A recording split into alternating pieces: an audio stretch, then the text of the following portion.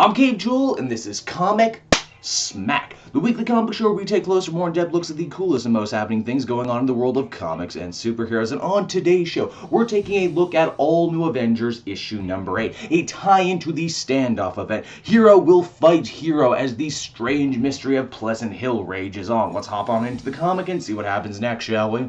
Alrighty then, so this new tie-in issue actually takes place after the events of the Agents of S.H.I.E.L.D. tie-in, so if you haven't watched my video on that yet, please do. In fact, for all your Standoff needs, feel free to defer to this handy-dandy playlist I've created. As we check on in with Rick Jones, aka the S.H.I.E.L.D. whistleblower known as Whisper, he is sending a desperate message to the agents of AIM, or at least who he assumes AIM is. Obviously, of course, the thing for this new Avengers is that Sunspot took over AIM and turned them into Avengers.Ideas.Mechanics. Basically, Rick says if he goes missing, he's looking to them to come and mount a rescue mission. Now, while Roberto wants to help Rick, getting involved could actually be a huge problem for his new organization. You see, saving Rick would mean this new AIM would have to operate on American soil, a big no-no, and would mean that they would, be seen as criminals and bad guys in this situation. With no other option left, Sunspot decides to put it to a vote, and surprisingly, the team is almost unanimous in supporting his play on this one. Even a former agent of S.H.I.E.L.D. like Hawkeye is on his side. Clint having grown more and more disillusioned with S.H.I.E.L.D. as an organization over the years, and this Maria Hill, Pleasant Hill, Kobik, shards of the Cosmic Cube business, this has just been the straw that broke the camel's back. Now, what of a Hulkling, Wiccan, and Squirrel Girl, aka the three who didn't want to take part in this mission? Well, Sunspot gives them a celebratory glass of champagne, which ends up drugging them,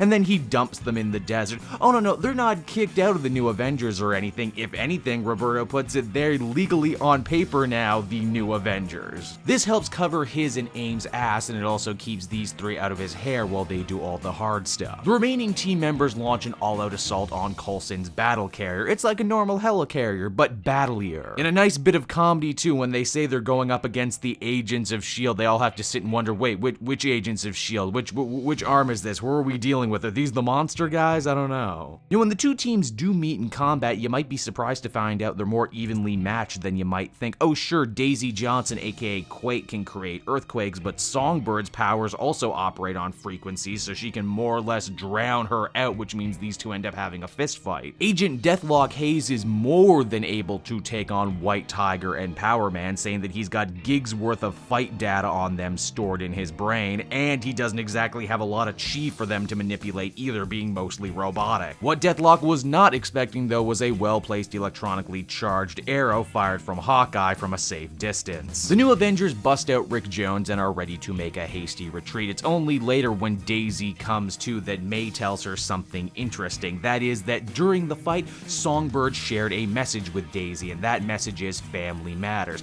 No, this has nothing to do with Bob Saget. It's actually S.H.I.E.L.D. code for deep undercover agents. Yeah, that's right, Songbird has actually been working for S.H.I.E.L.D. this whole time. When word of the new Avengers attacks reaches the ears of the Joint of Staff, a bunch of shadowy general types decide it's time to step forward with their brand new weapon to take out Sunspot and his team once and for all. The American Kaiju. It's basically just Godzilla with an American flag painted on his face, which I can't decide if that is lame or totally awesome. New Avengers number 8 is definitely a lot more of a straightforward tying than the other ones I've read so far. I gotta admit, New Avengers kinda, slipped my radar in the all-new, all-different Marvel, but I liked what I saw here in this issue. There's a cool team makeup, Ewing's art, as always, I have a soft spot for. The art is very pastel. It doesn't exactly do a lot to further the whole Pleasant Hill storyline, but I enjoyed what I saw. Overall, I would give this one a 6.5 out of 10. Hey everyone, thanks so much for watching my newest video. I hope you enjoyed it, and I hope you'll feel like checking out some more videos I have on offer here at Cape Jewel.